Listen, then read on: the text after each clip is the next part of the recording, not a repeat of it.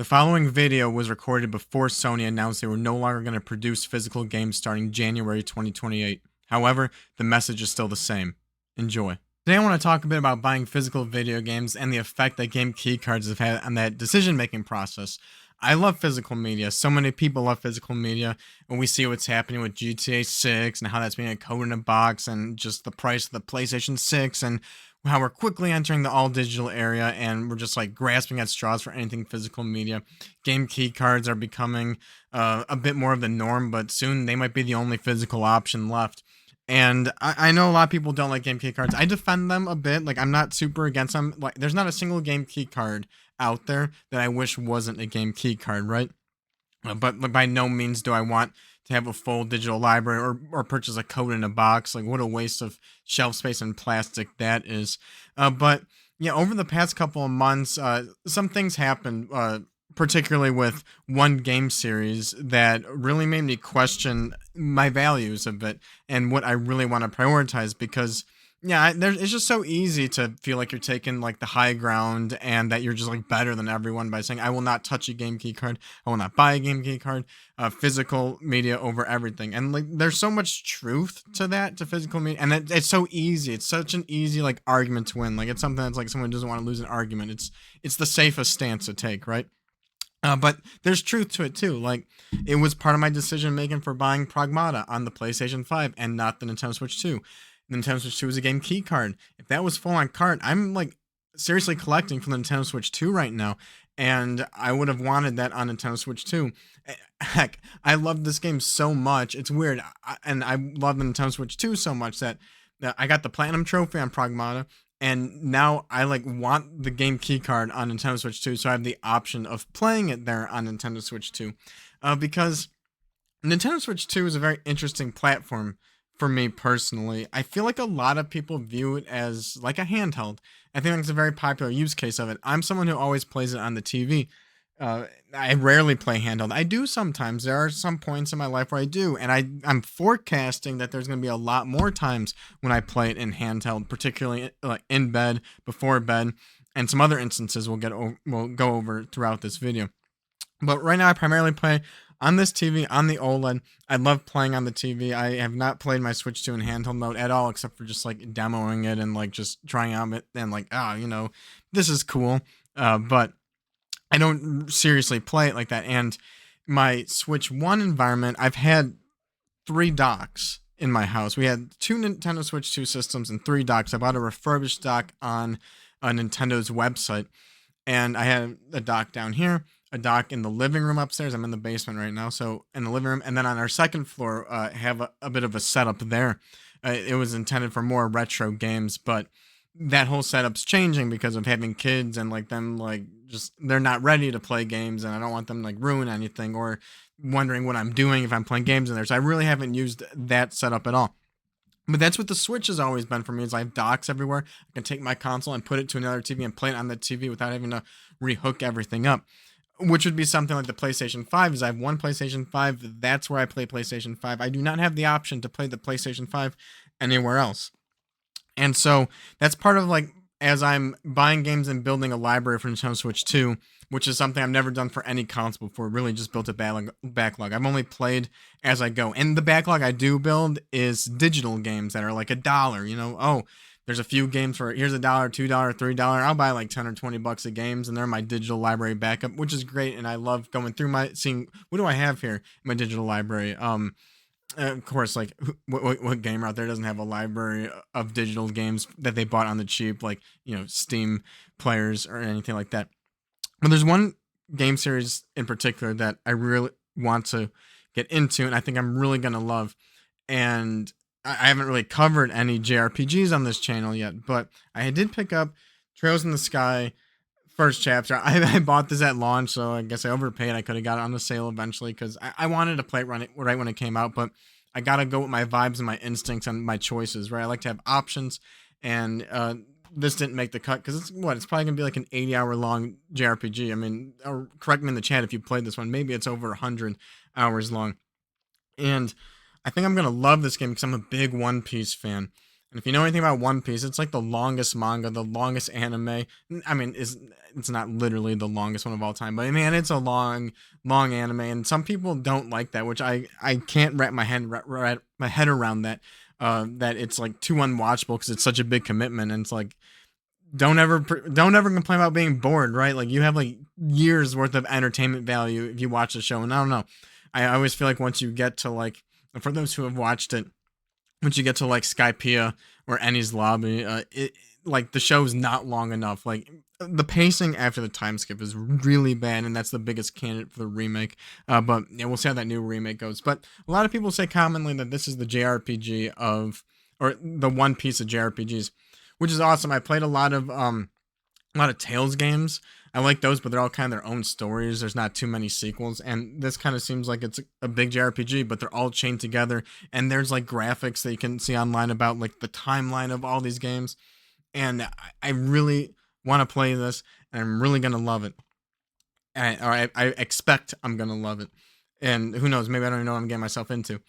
But and so I haven't played this yet, and so when they announced the second chapter, and for that one got announced for Nintendo Switch 2. And lo and behold, it's full on cart. And so now I was in this like situation where I'm thinking, I'm seriously collecting for Nintendo Switch 2. I'm not seriously collecting for PlayStation 5. And this game's full on cart. That's like the biggest criteria for Nintendo Switch 2 collecting, right? Even someone who's not against game key cards, that is like the biggest criteria is full on cart. But then I'm like, oh man, I already got this one on PS5 and the other one's only on Switch 1. Yeah, there's a Nintendo Switch 2 edition upgrade, but there's not a physical game case, so it wouldn't look like that on the shelf. And almost all the games are on PS5. There's like uh, one disc that I think it's like a compilation of 4 games that's on PlayStation 4. But I can probably get a very clean setup on the PlayStation 5, full on disc and everything. And so I'm like, all right, maybe I'll get the PS5 version. I put in a pre-order for the PS5 version. And then another one got announced, which is a double version of Tales from Zero and Tales to Azure. And when I first saw that announcement, I was like, oh man, now there's more games on Switch 2. Maybe I'll go get the Switch 2 version. I looked it up and it's a game key card. And I saw that and I was just like, oh man, game key card, nope, never mind. The PlayStation 5 version is full on disc. We gotta get that. Like that's just cementing it. Like I may as well just get this on PlayStation 5. That's it. That is the platform to play this game on. And there's another one too. I guess the newest one, Beyond the Horizons. This is also a game key card. So I'm just like, all right, yeah, this is going to be a PlayStation 5 experience. And then over the course of a few weeks, I have just been, the kids are growing up and we're watching more like movies, like Pixar movies, and just watching a bit more TV. We weren't doing too much more TV. One of them no longer naps anymore. And nap time was a big time when I played games. And I'm doing some more night sessions of gaming. Me and my wife have hobby nights now, since we can't do that during the day during nap times, or it's just like hard. We're watching more TV and movies with them, and so we don't need to watch as much TV at night anymore. And I don't know. I'm just thinking for like an 80-hour long game, if I'm restricted to playing on the PS5 right here, maybe someday it's a PS6. I don't know. It's gonna be so hard to play through just all the games, because every single one of these, I just showed like four. I showed 4 games on screen, and this one's 5. To get through all these long games, it's just gonna be like impossible. Especially as I like to play so many different games. How in the world am I gonna keep up with that? And I was just thinking, I'm like, I feel like I can actually play these games if I play it on Switch too, because over the next like 8 to 10 years. I will have docks in all the rooms. So maybe we have a PS6 down here. Kids get older. Maybe we want to play something on a PS6, and then I can't use this TV. I can't use the PS6. And then I can play Switch 2 on a different TV in one of my other setups. Maybe they're playing Zelda Breath of the Wild on the Switch in the living room, and I don't want to be a straight up deadbeat and I go down here, I'm going to play games while you play games. Maybe I can play on the couch and I'll get more use out of Switch 2 handheld, and I can just grind an RPG.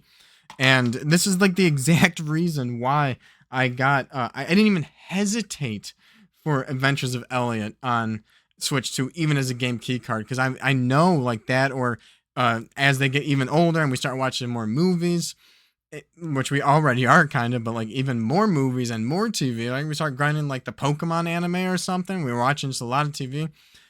Maybe I will start playing in bed again. Like I've played Switch in bed before, and an RPG would be perfect for that. And I could just like play that in bed. But I didn't even hesitate for this. This just seems like at home for Switch. I never played an HD 2D remake. Same with Dragon Quest 1 and 2. I even got Dragon Quest 3 on the Nintendo Switch 1, which has like the free upgrade. And I was gonna play this on Switch 2. I don't even care that like the games are on two different platforms and have two different spines. I just like these games, like I didn't even think of it. Like I didn't put any thought in this. I'm like, they're game key cards. Don't care. I want to play them on Switch 2.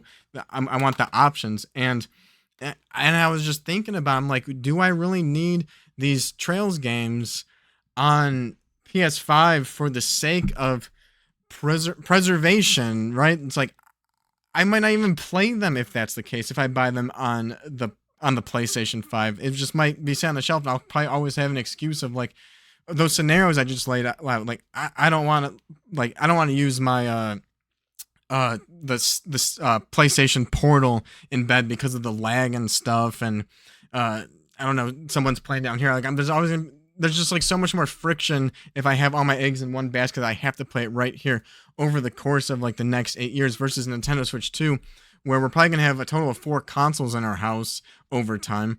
And that means there's gonna be 4 docks at least, unless I buy another refurbished one for like here at the desk, which I'm kind of thinking about. And there's just like so much more flexibility to play these long JRPGs that I could play it like on the couch, like while the kids watch TV or play a game, or like we're watching a football game and I'm not that into it, but it's just kind of background like sound, and just kind of sit together and not be so like secluded. Play in bed. I can still have the option to switch and play it on the TV. And I ended up canceling my PlayStation 5 pre-orders, and I ended up picking them up on the Nintendo Switch 2 with the pre-order for these games, because I feel like there's a higher chance I'll actually play them over the course of the next 8 years if I'm playing it on Nintendo Switch 2 versus if I get them on PS5, which, yes, the PS5 is full physical, full on disc, but what's the point of preserving a game that I never actually end up playing? I think I'm a gamer first. I think I'd rather get the game key card and actually play the game. And so, I don't know. Have any of you guys been in a situation like that and put that thought in? It's like so easy to jump in as like I have to get the game full on just because like as a consumer and everything, like it makes sense. Like this is the best. Like there are potential issues in the future with the game key cards, though. I think it's gonna be a very long time before that happens. I think it's gonna be like at least 30 years before they even like decide to like shut down servers, if they even ever need to. For that happen, I think there's a higher chance that with quantum computing that all of our like emails can get hacked and whatever, and would have to like there's gonna be some new email standard protocol. And we have to make new email accounts, and we just lost all of our digital libraries. I think there's a higher chance that happening before servers get shut down. So I don't know. Yeah, the game key cards, like it's not really fighting back against full on physical, but yeah, we see GTA 6 as a code in a box, and it's like I don't see anybody talking about GTA 6 like that should be a game key disc. Why is that not a game key disc? You could still restrict. You're able to pre-install the code in box. You can pre-install the game key disc, and they can just put in some code that you can't access it. They wouldn't be the first game to do it before that. You can't play it before the street date. It's absolutely a price control and no secondhand market. And at least game key cards have the secondhand market and the price control, and you can buy the games on cheap, on sale. There is the potential server issue, but before a collector, before a preservationist, I just want to play games, and I really want to play this Trails series, and I think I'm actually going to play it on Nintendo Switch 2. Of course, I still have the PlayStation 5 version. I am probably going to play I don't think I'm going to buy the Nintendo Switch 1 and then end up playing that. I mean, if I am really in a pickle, maybe I'll end up having to do that if it's on a sale. But I think I'm going to play this on the PS5, and, we'll see. I don't know. I think that I'll switch over to the Nintendo Switch 2 and probably will make a lot more progress. This will probably be a slow crawl, and then the other ones on the Switch too, I think I'm gonna have way more luck actually playing them. So yeah, I don't know when I'm gonna get to a JRPG. It's probably not this year in 2026. Too many big games coming out. But I'm looking forward to backlog season, man. So yeah, again, let me know in the comments what you guys think. Have you been in any of these situations before? You not even like thought or considered that? Let me know. Like and subscribe if you enjoyed the video, and I'll see you in the next one. Later.